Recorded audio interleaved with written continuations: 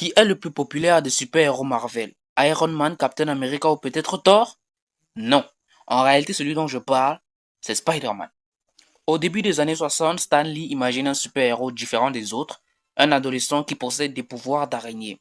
Avec le dessinateur Steve Ditko, il donne naissance à Peter Parker, un jeune garçon qui devient Spider-Man. Mais lorsqu'il le présente à l'éditeur de Marvel, Martin Goodman, celui-ci n'est pas convaincu du concept. Stan Lee décide pourtant de tenter sa chance alors. En 1962, Spider-Man apparaît pour la première fois dans Amazing Fantasy numéro 15. Et le personnage rencontre immédiatement un immense succès. Pourquoi? Parce que Spider-Man n'est pas un super-héros parfait. Les droits audiovisuels du personnage deviennent extrêmement complexes jusqu'à ce que Sony Pictures obtienne les droits cinématographiques de Spider-Man. En 2002, Tobey Maguire enfile pour la première fois le costume dans la trilogie Spider-Man de Sam Raimi. Ensuite, c'est au tour de Andrew Garfield de reprendre le rôle dans The Amazing Spider-Man.